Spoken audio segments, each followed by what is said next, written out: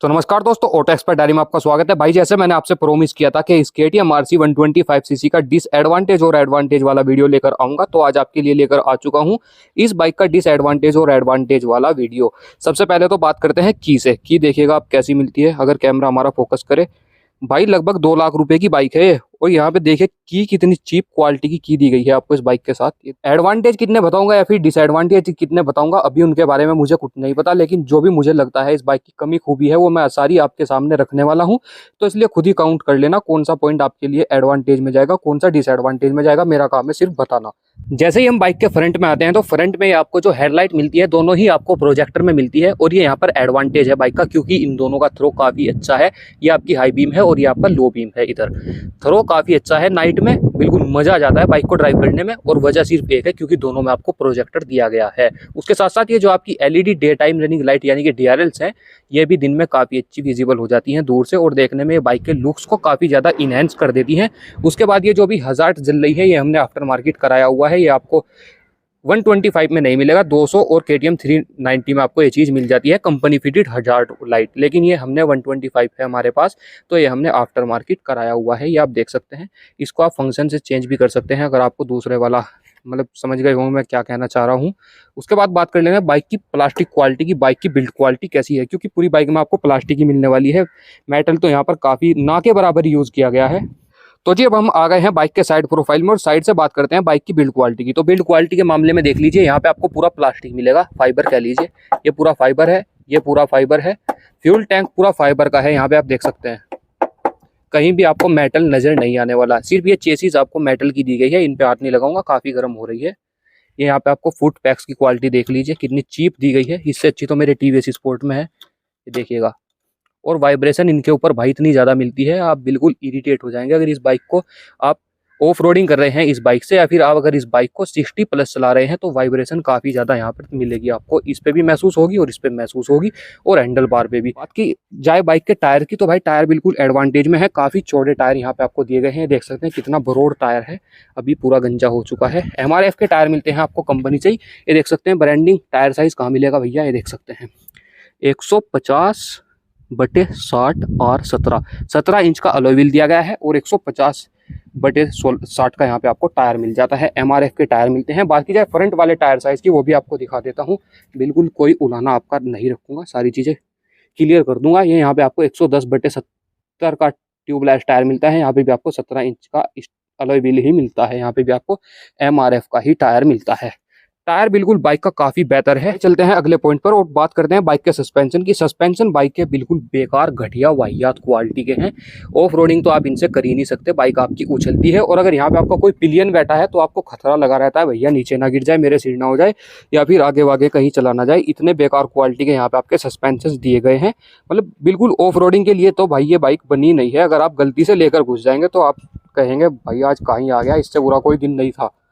लेकिन अगर बात की जाए ब्रेकिंग की, तो भाई ब्रेकिंग के मामले में बाइक बिल्कुल चुम्मा है। एक नंबर की ब्रेकिंग इस बाइक की है। जहां आप मारेंगे वहीं पे बाइक जाम हो जाती है।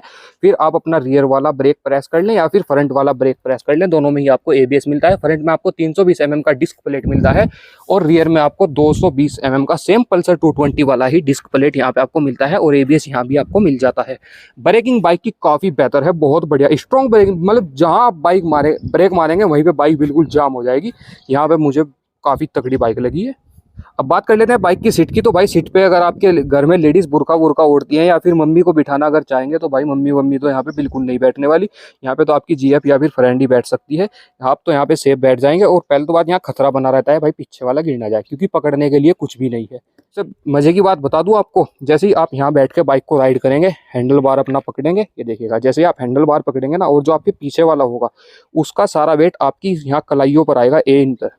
ये देख सकते हैं, ये जो आपका है ना यहाँ पे जॉइंट हाथ का, एल्बो का, सारा उसका वेट बंधेगा आपकी एल्बो पर आने वाला है। जैसे ही आप इसको पकड़ेंगे, वो ये देखिएगा यहाँ पे इस चीज पे पूरा वेट उस बंदे का आ जाता है। तो ये चीज मुझे काफी बेकार लगी।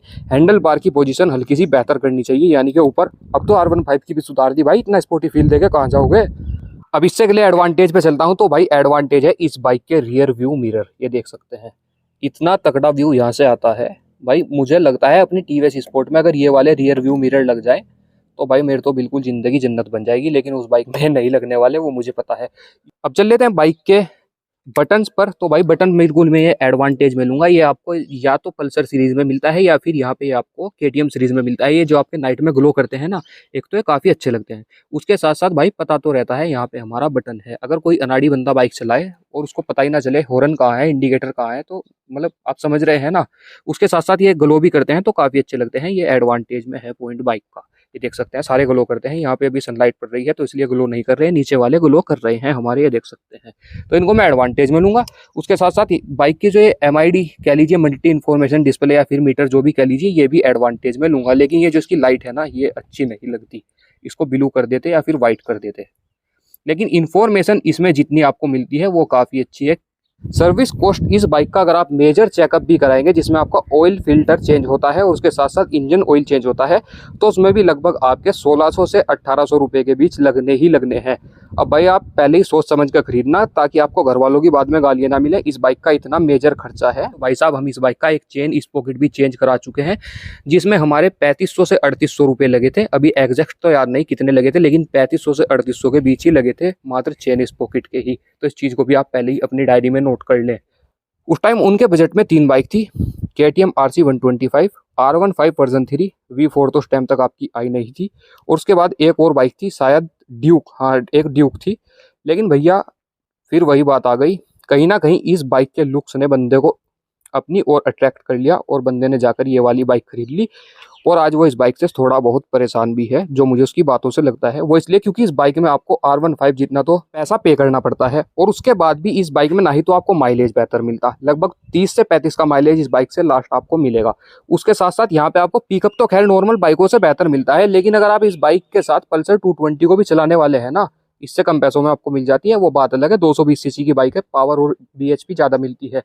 लेकिन अगर आप पल्सर 220 से भी इस बाइक की रेस करेंगे तो भाई ये हो सकता है 50-60 तक आगे रह जाए, लेकिन उसके बाद इस बाइक में जान खत्म हो जाती है। अगर आपको KTM की ही बाइक चाहिए तो आप इसको छोड़कर ड्यूक ले लें, 125 सीसी में ले लें या फिर 200 सीसी में, वो इससे बेहतर है।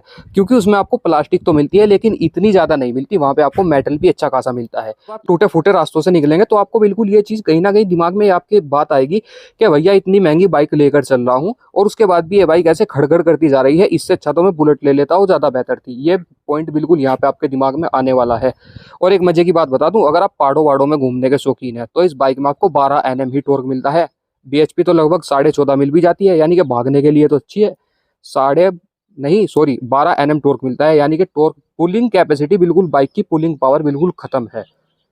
अगर आप इतने पैसे बुलेट में लगा देंगे ना तो भाई साहब लगभग 20 से 22 Nm टॉर्क मिलता है, मतलब खींच के ले जा लेगी 2 KTM RC को। इतना ज़्यादा टॉर्क आपको इस बाइक से कम पैसों में आपको बुलेट में मिल जाएगा। तो आप चाहें तो बुलेट को भी देख सकते हैं, लेकिन अगर आप KTM के शौकीन है तो भाई साहब आप बिल्कुल ड्यूक पे जाएं, इस बाइक को ना लें, मेरी सलाह माने तो। बाकी भाई आपका पैसा, आपकी मर्जी, आप कहीं भी लगाएं। तो चलिए दोस्तों, आज की वीडियो में काफ़ी बुराई कर चुके हैं हम इस KTM RC की। बाकी अगर इस बाइक में ऐसी कोई कमी आई तो हम आपके लिए फिर से वीडियो लेकर जल्दी ही हाजिर होंगे। तो अगर वीडियो अच्छी लगी है तो प्लीज़ वीडियो को लाइक करें और प्लीज़ मुझे कमेंट करके जरूर बताएं आप इतनी बुराइयां जानने के बाद भी KTM RC ही खरीदेंगे या फिर अपना फैसला बदल कर अपने पैसे को कहीं अच्छी जगह लगाएंगे, यानी कि किसी बेहतर बाइक में लगाएंगे।